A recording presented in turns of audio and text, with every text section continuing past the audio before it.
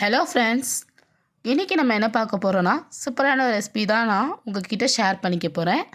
பீஸா, அதாவது vegetable cheese pizza நம்ம வீட்லேயே ஈஸியாக நினச்ச நேரத்தில் எப்படி செய்யலாம் அப்படிங்கிறத உங்ககிட்ட நான் சொல்லிக் கொடுக்க போகிறேன். அதை நீங்கள் பார்த்து தெரிஞ்சுக்கோங்க. ஃபர்ஸ்ட்டு மிக்சிங் பவுலில் ஒரு 1 கப் கிட்ட அதாவது ஒரு 250 ml கிட்ட நான் வாட்டர் ஆட் பண்ணிக்கிறேன். அந்த வாட்டரோட பக்குவம் எப்படி இருக்கணும்னா, லைட்டான சூடு, ரொம்பவே லைட்டாக இருக்கணும். தொட்டால் கூட அது சூடு தெரியக்கூடாது. அந்த மாதிரி வார்ம் வாட்டர் சொல்லுவாங்க இல்லையா, அந்த மாதிரி பக்குவத்தில் சூடு பண்ணிவிட்டு 1.5 ஸ்பூன் அளவுக்கு ஈஸ்ட்டு, அப்புறம் 1/2 ஸ்பூன் அளவுக்கு சால்ட்டு சேர்த்துட்டு, அதுக்கப்புறம் 2 ஸ்பூன் அளவுக்கு சுகர் நான் சேர்த்துக்கிறேன். சேர்த்துட்டு இது நல்லா எல்லாத்தையும் பீட் பண்ணி எடுத்துக்கோங்க. ஃபஸ்ட்டு கொஞ்சம் நேரம் அது அந்த ஈஸ்ட்டு எல்லாமே கலந்து வரணும்.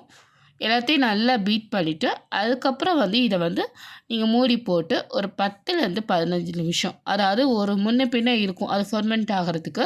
சில நேரம் 5 நிமிஷம் எடுக்கலாம், இல்லை 10 நிமிஷம், இல்லை 15 நிமிஷம் எடுக்கலாம். மேக்ஸிமம் 10 to 15 நிமிஷத்துக்குள்ளே இது ஃபெர்மெண்ட் ஆயிரும். அதனால் இதை நல்லா பீட் பண்ணிவிட்டு, இதை ஒரு மூடி போட்டு மூடி அப்படியே இதை எடுத்து வச்சிடலாம். இந்த மாதிரி எல்லாத்தையும் நல்லா கலந்து விட்டுட்டு, இதை நான் ஒரு ஓரமாக எடுத்து வச்சிடுறேன். அடுத்து நீங்கள் 10 நிமிஷம் 15 நிமிஷம் கழித்து பார்த்தீங்கன்னா, இந்த மாதிரி ஃபெர்மெண்ட் ஆகி நுரைச்சி வந்திருக்கும். ஒவ்வொரு ரூம் டெம்பரேச்சருக்கு ஏற்ற மாதிரி கொஞ்சம் முன்ன பின்ன இருக்கும். அதனால் எந்த பிரச்சனையும் கிடையாது. அடுத்த ஒரு பாத்திரத்தில் நான் மைதா மாவு சேர்த்துக்கிறேன். நான் இன்றைக்கி கிட்டத்தட்ட ஒரு 1/2 கிலோ அளவுக்கு மாவு சேர்த்துருக்கேன். அதாவது ஒரு 4 கப்பு மீடியம் சைஸ் கப்பில் 4 கப் அளவுக்கு நான் சேர்த்துருக்கேன். அதில் சென்டரில் ஒரு போர்ஷன் மாதிரி குழி மாதிரி பண்ணிவிட்டு, அதுக்கப்புறம் அந்த ஈஸ்ட் ஃபெர்மெண்ட் ஆன ஈஸ்ட் சேர்த்துருங்க. சேர்த்துட்டு அதுக்கப்புறம் இது கூடவே லைட்டாக சால்ட்டு, அப்புறம் கொஞ்சமாக குக்கிங் ஆயில், ஃப்ளேவர் இல்லாத குக்கிங் ஆயிலாக பார்த்துக்கோங்க. இப்போ இது எல்லாத்தையும் நல்லா மிக்ஸ் பண்ணி கொடுத்துக்கலாம். நல்லா மிக்ஸ் பண்ணி நல்லா பசைஞ்சு எடுத்துக்குவோங்க. ஃபஸ்ட்டு அந்த ஈஸ்ட் எல்லா இடத்துலையும் மிக்ஸ் ஆகிற மாதிரி நல்லா மிக்ஸ் பண்ணிவிட்டு, அப்புறம் கொஞ்சம் கொஞ்சமாக தண்ணி தெளித்து நல்லா இழுத்து ஸ்டிக்கியாக வர அளவுக்கு நம்ம மாவு பசைஞ்சு எடுத்துக்க போகிறோம். பீஸாவுக்கு பொறுத்த வரைக்கும் மாவு நல்லா சாஃப்டாக ஒரு மாதிரி, அதாவது நம்ம சப்பாத்தி மாவு இல்லாமல் பூரிக்கெலாம் மாவு பசையாமல் இது நல்லா ஸ்டிக்கியாக இழுத்து பசைகிறாப்பில் வரணும். அப்போ தான் பீஸாவுக்கு நல்லா ப்ளஃபியாகவும் சாஃப்டாகவும் கிடைக்கும். இப்போ செய்கிறேன் பாருங்கள். இந்த மாதிரி கொஞ்சம் கொஞ்சமாக தண்ணி ஊற்றி நான் செஞ்சுக்கிட்டு இருக்கேன். கையில் பார்த்திங்கனாலே தெரியும் அது எவ்வளோ ஒட்டுது. என்னால் பசையவே முடியல. இருந்தாலும் நான் கஷ்டப்பட்டு அந்த டோ ரெடி பண்ணிக்கிட்டு இருந்தேன். கிட்டத்தட்ட எனக்கு 20 நிமிஷம் கிட்ட ஆணுச்சு. கொஞ்சம் ஸ்டேஜில் ரொம்ப ஸ்டிக்கினஸாக இருந்தனால நான் கொஞ்சம் கொஞ்சமாக எண்ணெய் ஊற்றியும் இதை நான் பசைஞ்சு எடுத்துக்கிட்டேன்.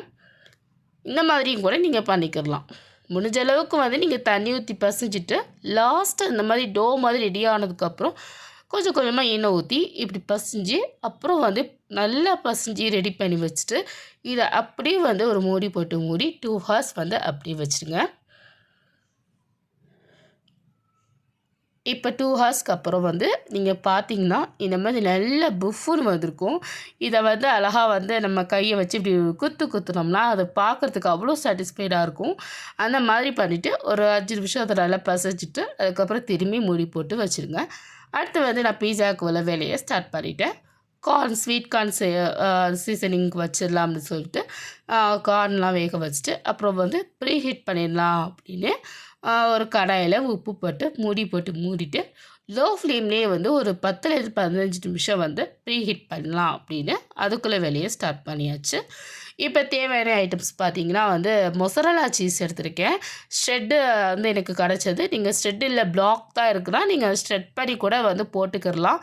அடுத்து ஆனியன், ஒரேகேனோ, அப்புறம் டொமேட்டோ கெச்சப்பு, இந்த மாதிரிலாம் பன்னீர் இதெல்லாம் எடுத்து வச்சுட்டு, இப்போது ஒரு பிளேட்டில் ஆயில் அப்ளை பண்ணிவிட்டு அந்த டோ கொஞ்சமாக எடுத்து இந்த மாதிரி நல்லா பரப்பி விட்டுருங்க. அந்த அளவு பாருங்க, ரொம்ப மெத்தையாகவும் இல்லாமல் ரொம்ப தின்னாகவும் இல்லாமல் மீடியமான சைஸில் நல்லா பரப்பி விட்டுருங்க. அதுக்கப்புறம் ஃபர்ஸ்ட்டு டொமேட்டோ கெச்சப் நான் அப்ளை பண்ணிக்கிறேன். உங்கள் கிட்ட பீஸா சாஸ் இருக்குது அப்படின்னாலும் நீங்கள் பீஸா சாஸ் அப்ளை பண்ணிக்கலாம். நான் டொமேட்டோ கெச்சப் என்கிட்ட இருந்தனால அது நான் அப்ளை பண்ணிக்கிறேன். நம்மளோட இஷ்டம் தான். என்ன வேணால் நம்ம அந்த சாஸ்க்கு அப்ளை பண்ணிக்கலாம். அடுத்து வந்து ஃபஸ்ட்டு அந்த ஆனியன்லாம் வச்சுட்டு, அதுக்கப்புறம் சுற்றி வந்து பன்னீர் வச்சுக்கிறேன். நீங்கள் வந்து கேப்சிகம் வைக்கலாம், இல்லை டொமேட்டோ வைக்கலாம், இல்லை வந்து மஷ்ரூம் கூட வைக்கலாம். ஆலிவ்ஸில் போடுவாங்க, ஆலிவ்ஸ் போடலாம். ஆனால் என்கிட்ட வந்து இவ்வளோ தான் அவைலபிளாக இருந்தது. ஸோ சிம்பிளாக ஒரு பீஸா பண்ணிடலாம் அப்படின்னு சொல்லிட்டு இதெல்லாம் வந்து பண்ணிட்டேன். அடுத்து வந்து கார்ன்லாம் போட்டுட்டு, நல்லா வந்து மொசரல்லா சீஸை வந்து நல்ல பரவலாக தூவி விட்டேன். இது எனக்கு ஸ்ட்ரெட்டாகவே கிடச்சிது. அதாவது துருவியே கிடச்சிது. அதனால எனக்கு கொஞ்சம் ஈஸியாக இருந்துச்சு. உங்களுக்கு பிளாக் மாரி இந்த பட்டர்லாம் கிடைக்கும் இல்லையா? அந்த மாதிரி இருந்துச்சுன்னா, நீங்கள் துருவி இந்த மாதிரி சேர்த்துக்கலாம். மொசரல்லா சீஸ்க்கு வந்து பீஸாவுக்கு நல்லாயிருக்கும். அதுவே நீங்கள் சூஸ் பண்ணிக்கோங்க. இப்போ இந்த மாதிரி ரெடி பண்ணிவிட்டு ப்ரீஹீட் பண்ண அந்த கடாய் மேலே ஒரு ஸ்டாண்ட் வச்சுட்டு, இந்த மாதிரி வச்சு நான் வந்து லோ ஃப்ளேமில் கிட்டத்தட்ட ஒரு 1/2 ஹவர் வந்து வச்சேன். 1/2 ஹவர் வச்சு எடுத்தால் சூப்பரான ஒரு பீஸா வந்து பேக் ஆகி வந்துருச்சு. அவ்வளோதான். இப்போ இதை வந்து மெதுவாக எடுத்து வெளியே வச்சுட்டேன். நீங்கள் ஆயில் அப்ளை பண்ணிட்டு வைக்கும்போது அது கீழே வந்து கொஞ்சம் நம்மளுக்கு ஒட்டாமல் ஈஸியாக இருக்கும். ஏன்னா வந்து பார்ச்மெண்ட் பேப்பரோ இல்லை பட்டர் ஷீட்டோ எதுவுமே இல்லை. ஸோ வந்து அவனில் வைக்கிறவங்களுக்கு வந்து அது கொஞ்சம் ஈஸியாகவும் இருக்கும். நம்மள்கிட்ட வந்து சிம்பிளாக வந்து வீட்டிலேயே எப்படி கடாயில் வந்து பண்ணிடுறது, எப்பயாவது வந்து பீஸா சாப்பிட்ணுன்னு ஆசையாக இருந்துச்சுன்னா உடனே எப்படி பண்ணுறது அப்படிங்கிற ஒரு மெத்தட் தான் நான் உங்ககிட்ட வந்து ஷேர் பண்ணுறேன். என்கிட்ட அவனுமே இருக்குது. இருந்தாலுமே சரி உங்களுக்காக வந்து நான் கடாயில் எப்படி பண்ணலாம் அப்படிங்கிறத தான் வந்து உங்ககிட்ட சொல்லியிருக்கேன். அவன்னாலும் பிரச்சனை இல்லை. நம்ம அவனில் வச்சு அதுக்கேற்ற மாதிரி வந்து பார்த்து எடுத்துக்கிடலாம். இப்போ சூப்பரான ப்ளஃபியான பீஸா உங்களுக்கு பார்க்கும்போதே தெரியுதா? எவ்வளோ சூப்பராக ரெடி ஆகி வந்திருக்கு பாருங்கள். இது கண்டிப்பாக ஒரு தடவையாவது ட்ரை பண்ணி பாருங்கள். இது ரொம்பவே நல்லா இருந்துச்சு. நம்ம வீட்டில் செஞ்சு சாப்பிடும்போது நம்மளுக்கு ஒரு சாட்டிஸ்ஃபைடாக இருக்கும். நினச்ச நேரத்தில் செஞ்சு கிட்ஸ்க்கெலாம் கொடுக்கலாம். இவ்வளோ செய்யணுமா அப்படின்னு யோசிக்கிறதுக்கு எப்பயாவது செய்யலாம் அப்படின்னு நினைக்கும் போது ஒரு சந்தோஷம் கிடைக்குது.